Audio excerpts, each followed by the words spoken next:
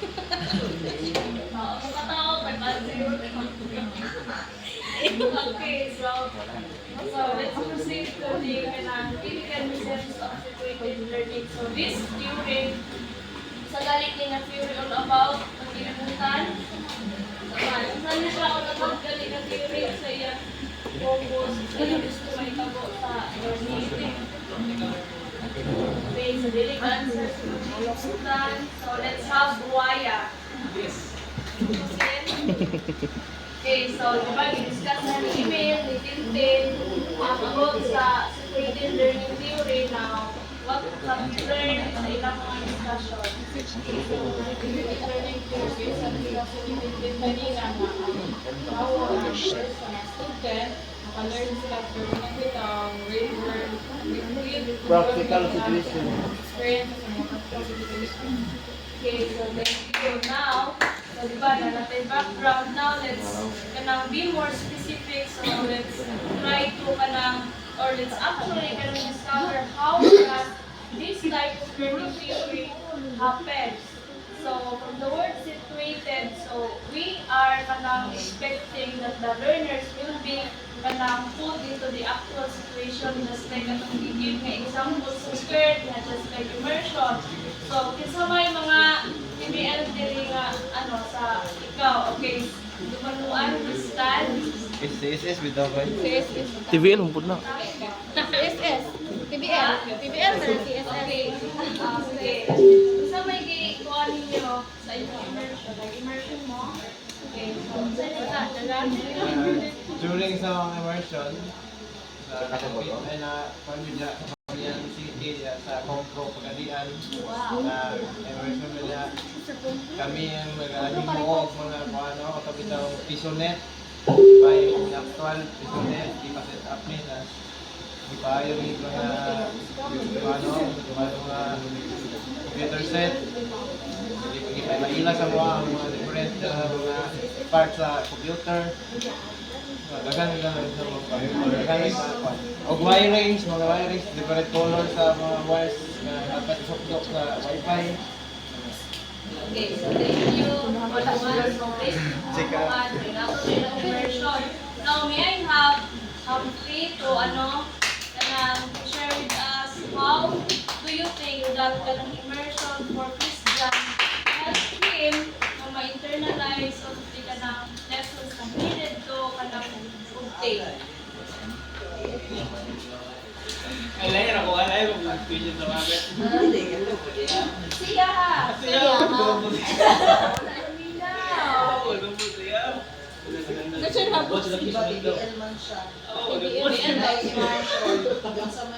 Sige, ikaw, gusto mo yung tabos ng immersion? Absent book ka. Dili ba immersion ako? Paano ko nag-workshop ba sa music ba? Sorry mong course dai. Ayan na, applyan. Dili work immersion na pilang work immersion workshop sa music. Mag-practice na niya. Private workshop sa Diba, yayaman. Diyan ko na isugod before ko nakapilapil og banda sa gawas kay. Dahil mo ko dang kwan ko daw mapilapil ka kay mura pag makuratan ka ba kay. Dali dili. Sil? Promise. Nahong na sa nakalatan dai. Nakari yung ma-learn pero walang praktikala na ba?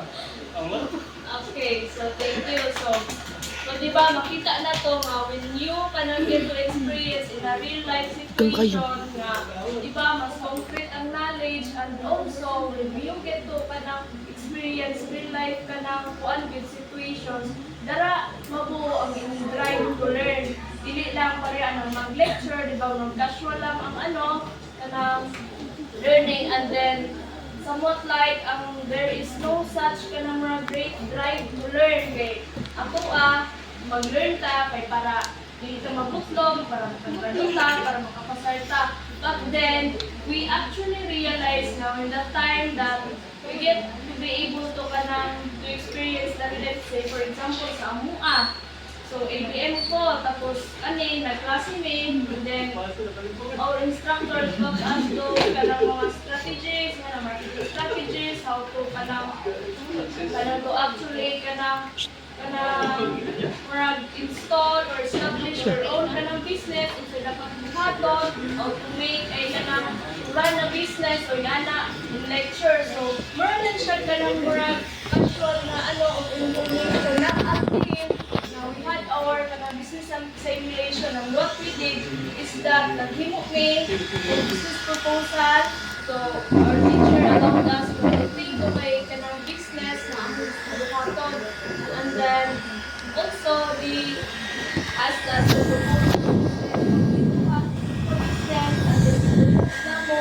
then once approved, ang siyang mo ang the-activate ng school. For that, para na po tayo mag-receive for almost a month. And then, I thought thinking, or I thought na ng ano girl, compare with that na niya na discussion yung lectures na about business, na turuan mo sa teacher.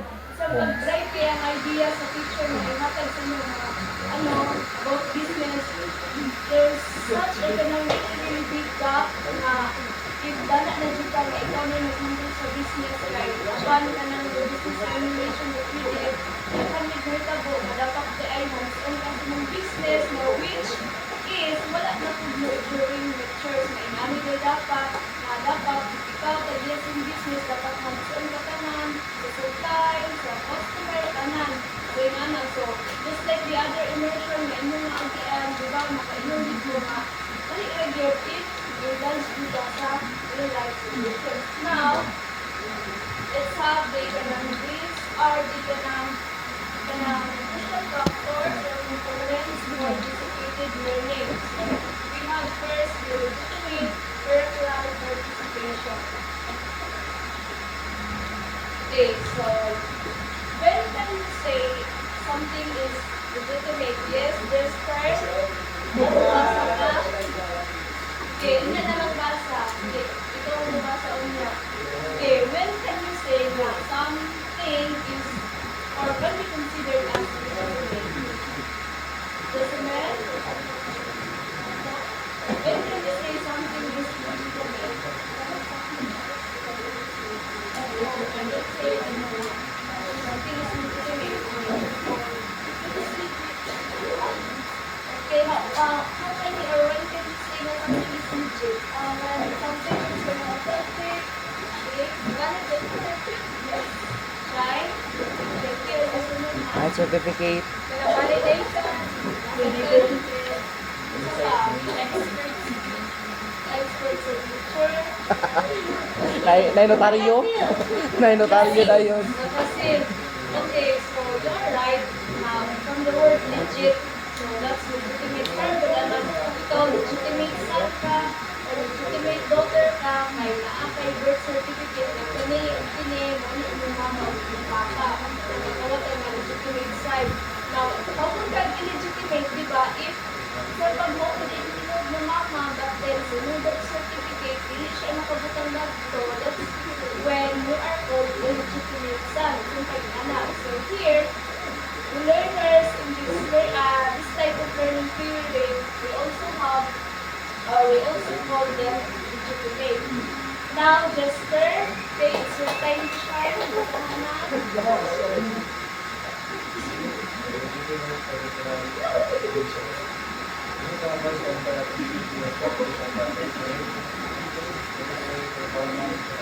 Lugi kung kamuhaman ko. So this will bring skills, knowledge, and spiritual advancement of community knowledge. Eventually moving toward full expert leadership. Okay, so what have you learned?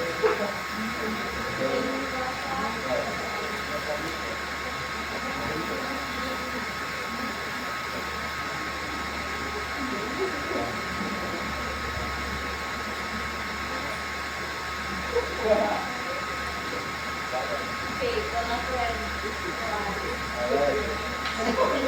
my friend. Okay, sige, managan.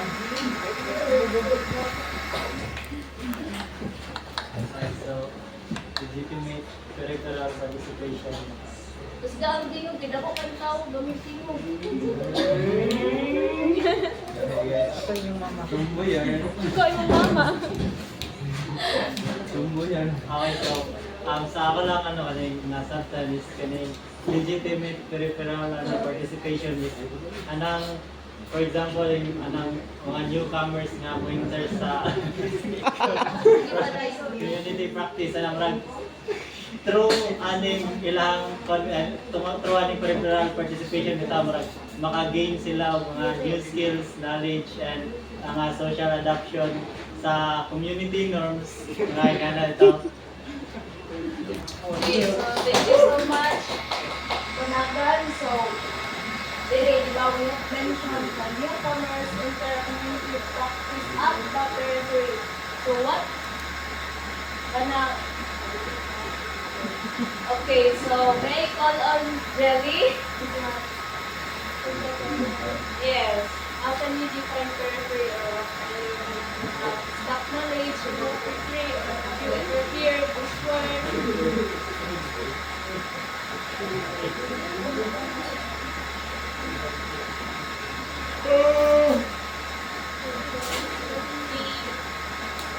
The edge, the boundary. I think that's the word is, Okay. Periphery ba na? So, periphery actually means so your right edge or boundary. So, say for example, pili ng table, pili mo yung periphery niya. Edge.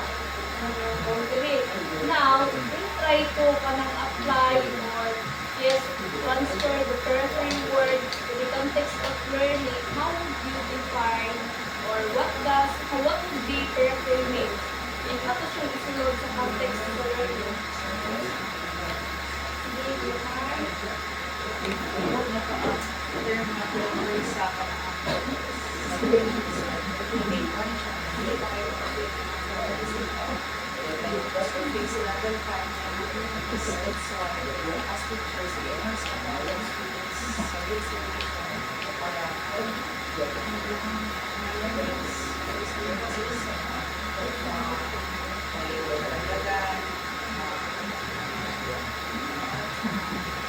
Okay, so thank you, Dromar. So, what a point. Now, can I have Hermie to repeat what Dromar said here in front?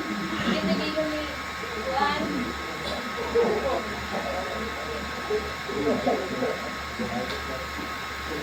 Okay, so according to Dromar, the periphery is something like photo shadow or ano.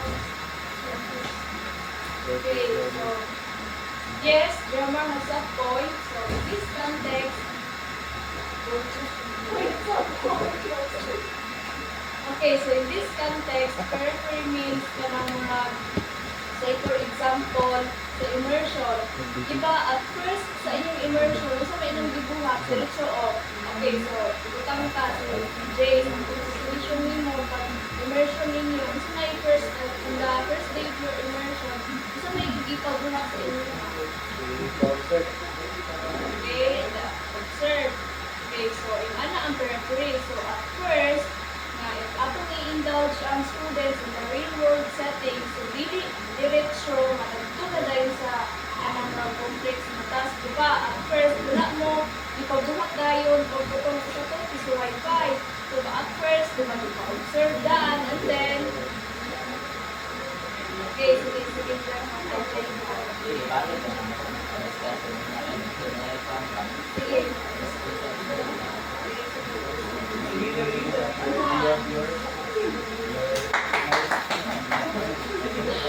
So, ako ginagawa sa ito na, legitimate peripheral participation. So, kung naman tag peripheral participation, kumbaga ang students, for example ka na, example na ako nga, ang yung first di pa, di pa perform siya sa mga low risk task or periphery, which means kanalita ang limit. Diba, tagaan ka, ang newcomers, tagaan ang limit na dahil lang ako ito, bilis sa kami buwan na itong dako tayo na task. Kung na, so, with ka ng gradual progression. So, but, kuhan, yan ang maramdaman kita na magkalunod sa kuhan. Yes, thank you so much, Brian. So, yes, you're perfectly right. So, nato ang kabukbuli kay this legitimate peripheral participation or abbreviated as LPP, it is a process of learning. So, here, nato ang mutabok sa iingon ni ni JM nga learner starts by doing the low risk task. So students are allowed, so first kinahanglan man yun mag-observe sa that, and then after they give you kanang mga simple task after sa observation sa first moments of the video.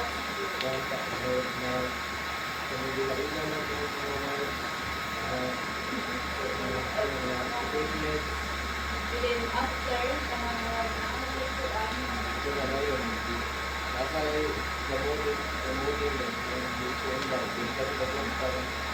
okay, so okay, thank you for that survey. So nga na ang mutabo dito sa NPP. So ang students, tagaan sila. So these learners are considered as newcomers. So they are new to this field. So in order for them, so para ma-successful or mahimo din kuan, kanang kini nga type of learning process or theory is that kanang kinahanglan newcomers will feel welcomed in that community. So para ma-feel welcomed ang kuan, ang kanang mga learners, they must be legitimate. So, dili na mo sulod sa word na legitimate. Now, when can we say kung itong mga learner is a legitimate peripheral participant? Now, a learner or participant can be considered as legitimate if he or she actively participates in the learning. So, say for example, ilang CJ, diba, they are actively participating just by observing, and then later on na ila-ila sa sa mga practice wires, yung ana. So they are called or they are considered as legitimate. Now, when can we say illegitimate ang participant? So, ngayon na ito, illegitimate siya if ang participant or si learner is naalam dira o nagbibuhat o nag-observe na siya dira tinutindog. So, it doesn't mean na if naa ka dira sa field of practice, you can already be considered as a legitimate participant. So, if you're not actively participating during the process, then you cannot be called as legitimate participant. So, here is a canonical diagram for the legitimate peripheral participation. So, here, muli ang periphery. So, mga kaya ako ilang CJ nga di ka ng masters, give them ka ng mga simple tasks. So, those kind of simple tasks were considered as the lowest task. So, this ka ng type of one ng strategy, the masters allows for those newcomers na mag-create or they ka ng accept na or they allow those learners na magka-mistake. So, they can give ka ng space for the possibility of making mistakes. So, maunang tuyo mga low-risk task sa ipabuha kay okay ra if magkamali. Kay if magkamali, dili siya totally maka-effect sa ubok failure sa isa ka process. So, kung fail ka dili lang maapektuhan ang final product. So, imana. Okay, so also here in FPP, we have kanang dili lang kanang learners. Of course, we have the masters or the experts. So, kinahanglan si experts belong po during this process and they will be the one who will guide those newcomers during the process. Okay, so we have here three aspects of LGP. Kalambat, mislead contextual learning.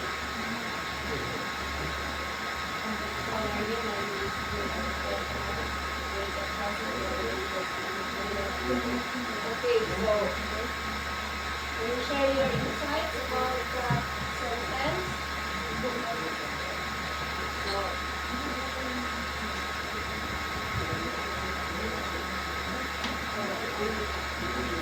Ang learning daw is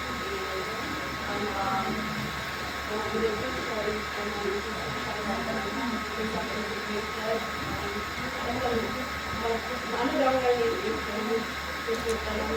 ma-halkan siya o hindi ko ginagawa ito. Iwagay ka pa lang ito mga individual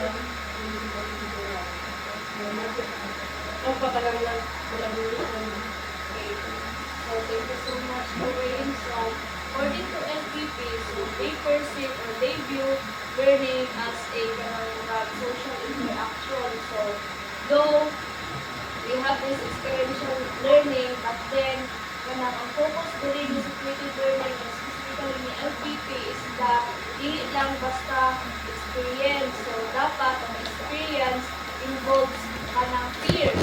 Kay it is accordingly to this theory, learning becomes more meaningful and concrete when there are many people involved during the process of the learner who indulge, exposed to some peers. Kay in that way, learners can gain insights, di ba? Sa inyong immersion CJ, dili man ingon nga ikaw lagi nakakatun ato nga kuan, di ba? Naka-learn sab ka sa imong kauban, kay nag-training kauban, dili dito pwede po ka mo ask sa imong kauban or sa imong master, sir, unsa man din sir? Kaya anak, you do not learn by your own life. So, here's the the context of LPP. Now, let's move on to legitimacy. Now, newcomers are recognized and accepted members of giving them access to real, albeit simple tasks. So, here, the asa ko na nang giingon, legitimacy. So, a learner can be considered as a legitimate participant if he or she actively participates. So, for those kind of learners to be legitimate in that field of practice, masters must make those learners welcome. So, in order to make them feel welcome, so we give them tasks para naabot sila trabahoon, ma-feel nila, ma-involve sila, ma-appeal sila dira. So, ibutang na lang nato sa circle of friends. So, if naamoy, so ito si Jay na ako sa circle of friends nandiyon, diba? So, if naay mo abot na ka ng mga bagong mga friends ninyo, isa na inyong buhaton para dili siya mag-OP. Isa na inyong buhaton.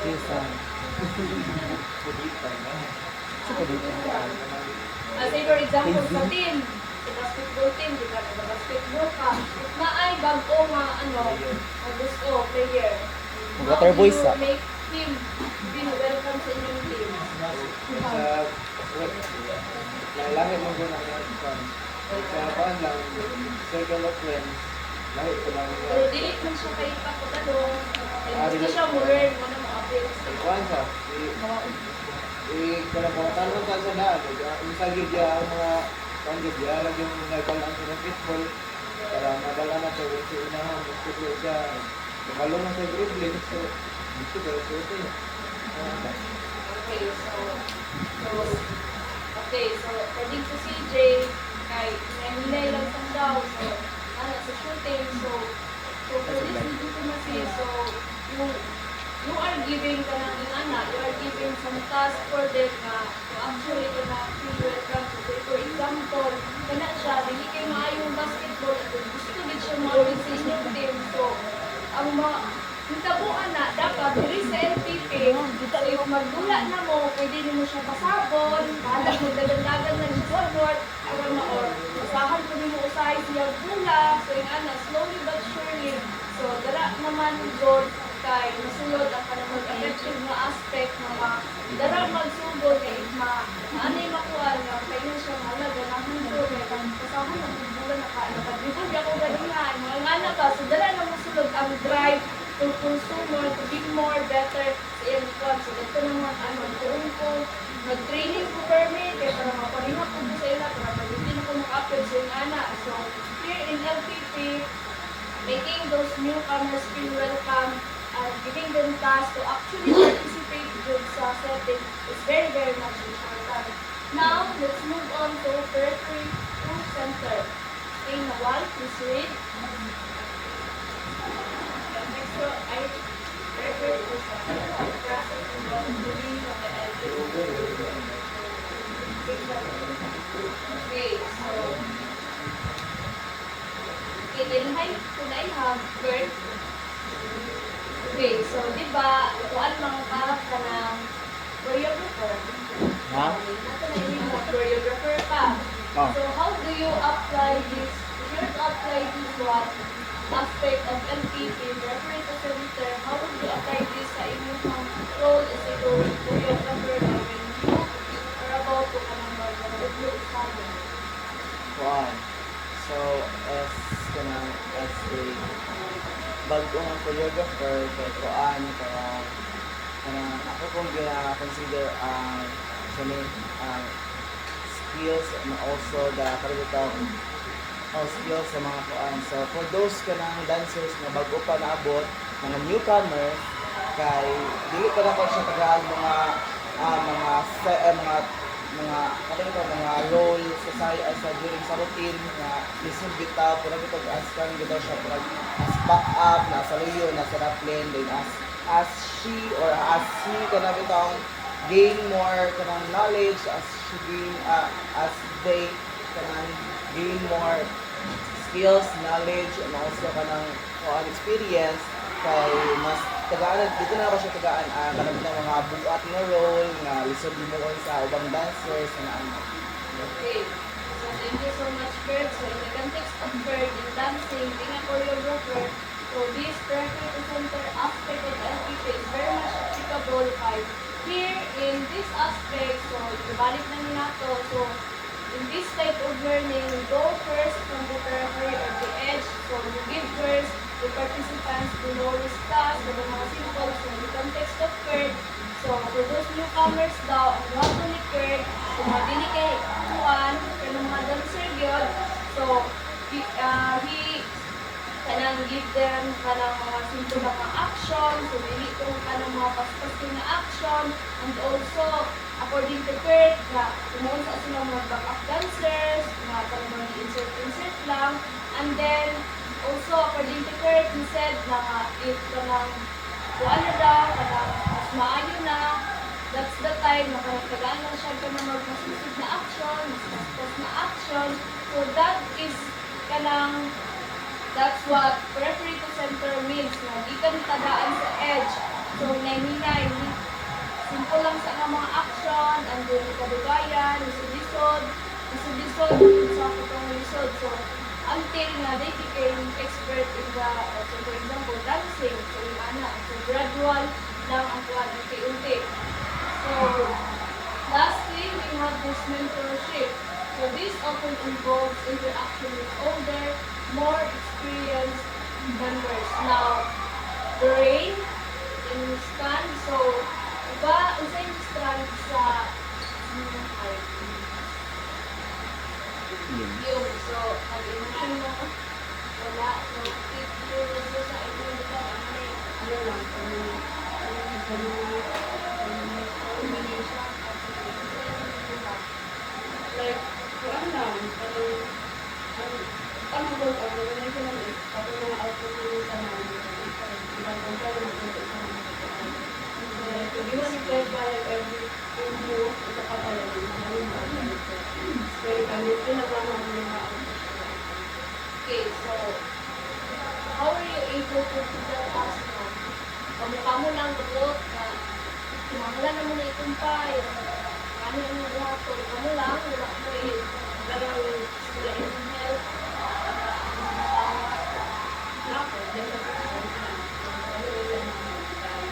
Guide, so how that guidance sa inyong teacher na mag-help sa inyo during those collaboration na nito. Gusto siya nakatabang.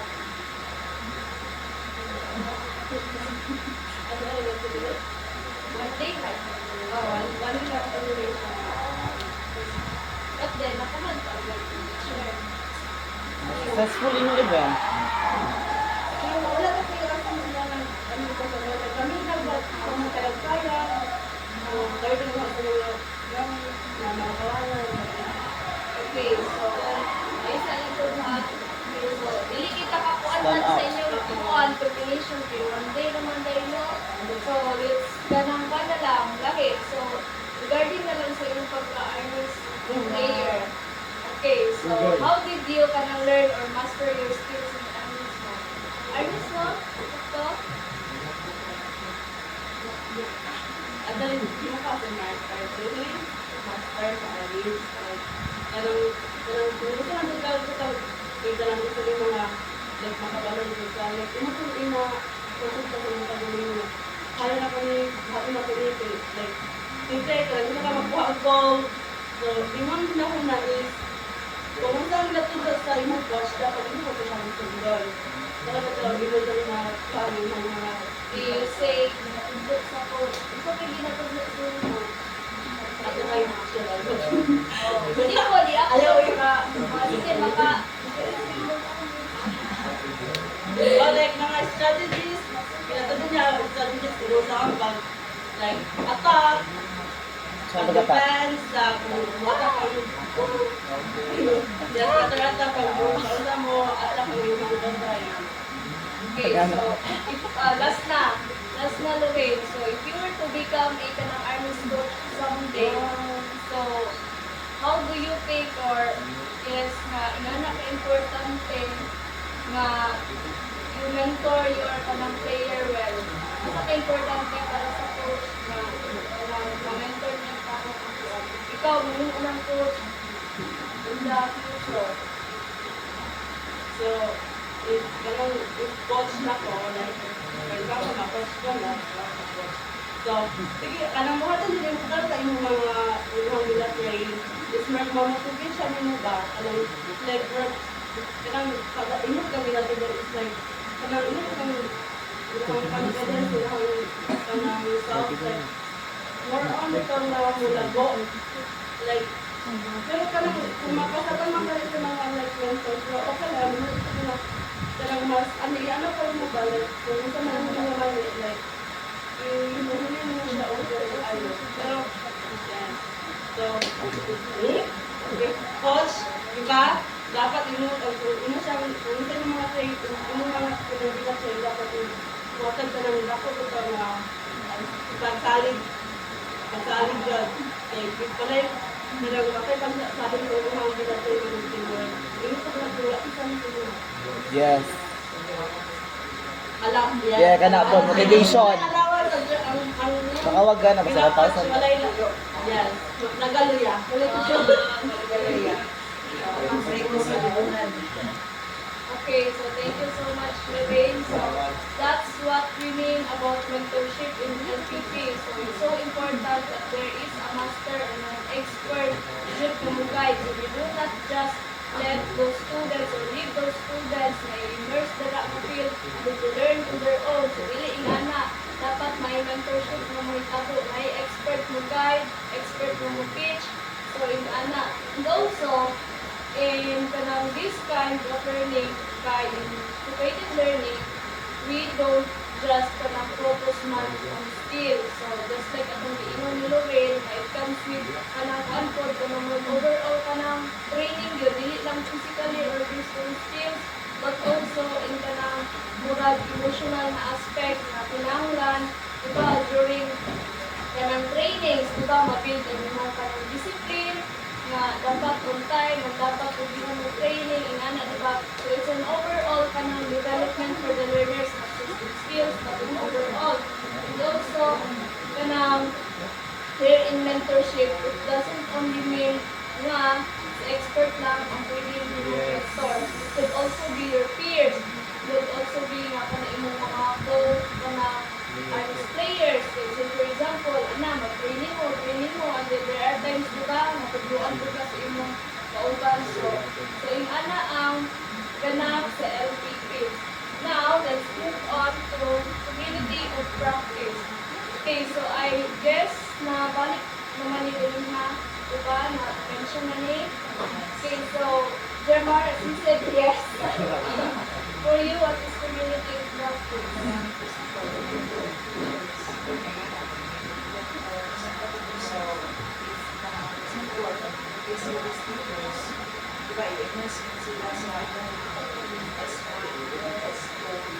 Then, that community will also learn as strategies ng students, bagay ng students, members, sa classroom. By example, according to students, which students came from the city. So, there are different strategies na apply sa teachers para cater to na needs or cater to siya na differences. So, yes. Okay, so thank you so much. That's actually right. So, Nana, give me example of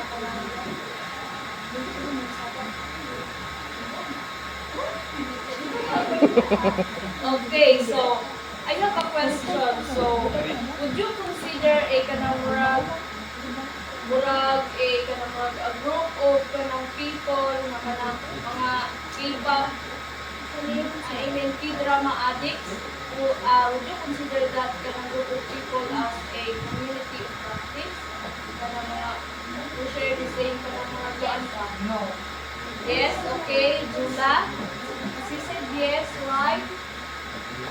Ano maingon nimo nga group of people na kanang mga K-drama addicts can be considered as communities of practice? As what mentioned there, na kanang a community of practice is a group of people who share a common concern, a set of problems, or an interest in a topic. And dira ko lang sa interest in a topic, K-drama, kanang abi, because they share a same interest, which is a big okay, so thank you, Jula. You have a point. Yes, it's true. You have a point, guys. But then, let me just clear nga, say for example, yung aning, yung ating ibutang mga group of people who love K-dramas, in the context of separated learning theory, that group of people cannot be considered as community of practice. So, but then, Jula has a point in stating na community of practice daw is a group of people nga kanang share the same interest. So, that's her point. But then, this time, okay, so this time, community of practice is actually a community where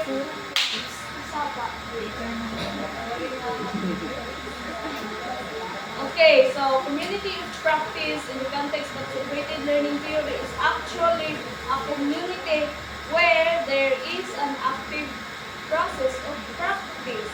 So, naagi practice ng hitabo. So, if akong ibutang, ang group of K-drama kanang kuhan, so naabay kanang practice, naabay learning, naabay active learning.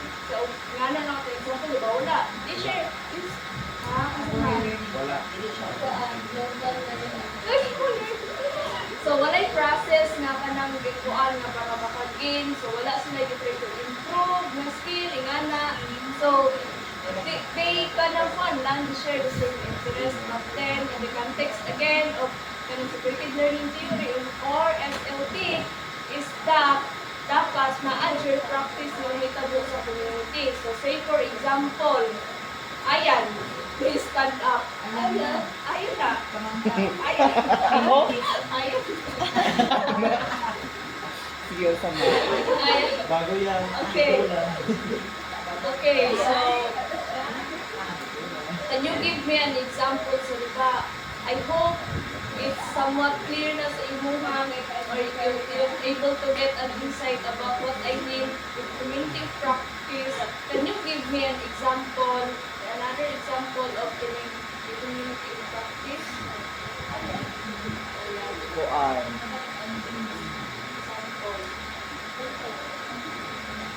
Community of practice. A group of people, no? Communication. So, I think kanang kuan. I think katong pagtuna mako ano ko.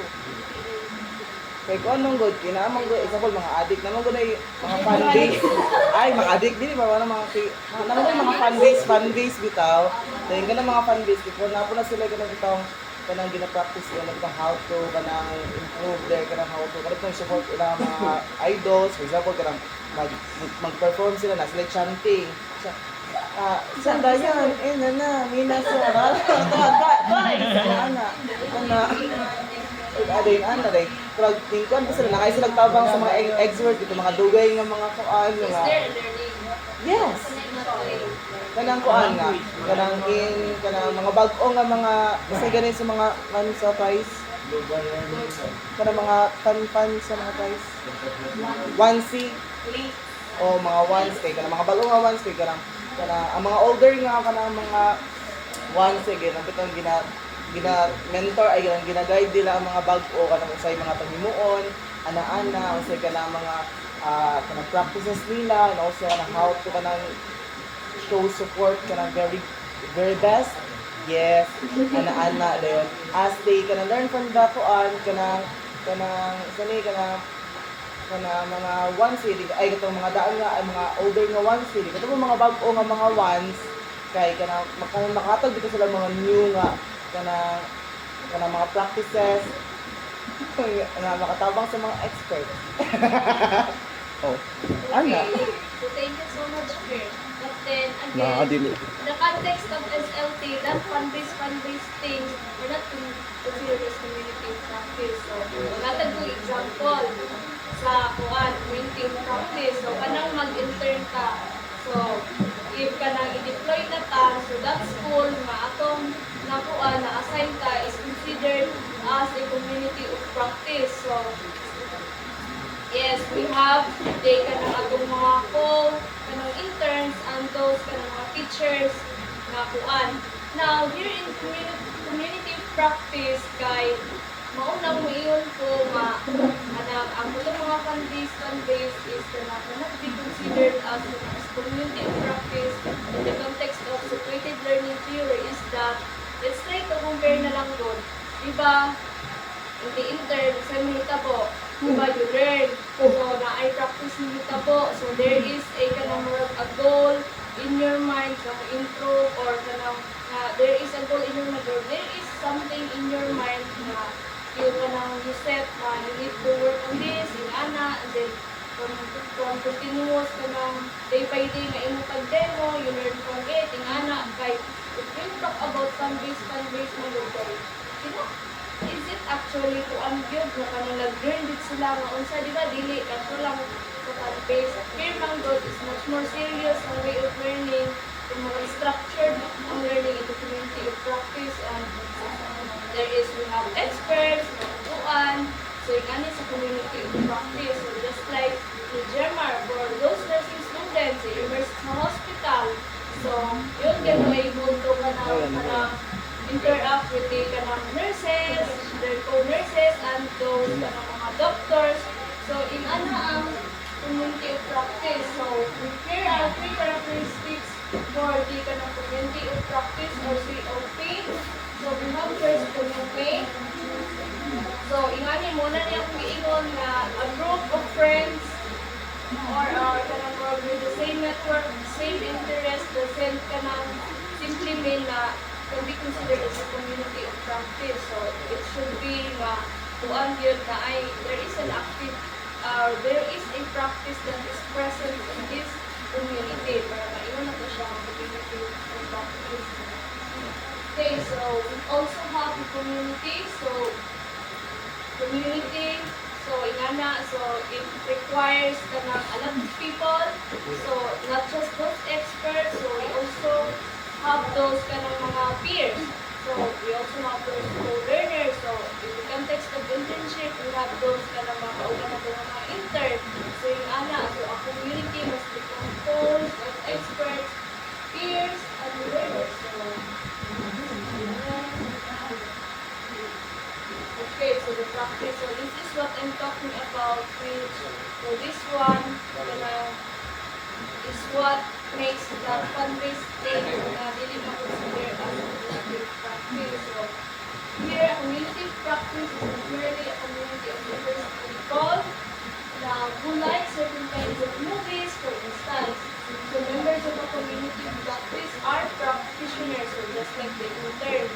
So na-enjoy kanang actual na kamanang mga learners who are newcomers or those kanang mga movies learners. So they develop and share the repertoire of resources, experiences, stories. So in this community, there is a live and ongoing and active exchange of ideas, experiences. So there is a feedback, mga inanak ang hitabo. So the interaction is active. So and then which makes the practice in a possible in that type of community. So, so last we have cognitive apprenticeship. So, gani.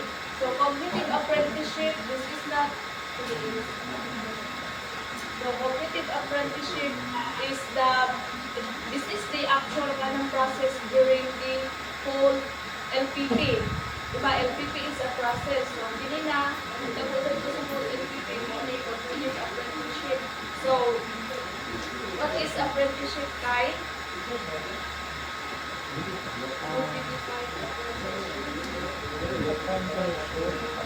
Ito, apren.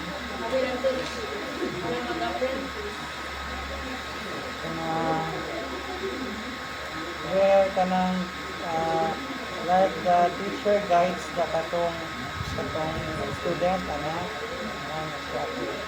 Okay, so thank you guys. So, ato, apprenticeship is sumuklay ka ng routine as number city, intern, diba? For katang mga sa Siman, mag-apprentice sila. So, like sa Cebu, Gana, makapatry sila mo, kanang pambakin sila, so yung so yung ato, LPP.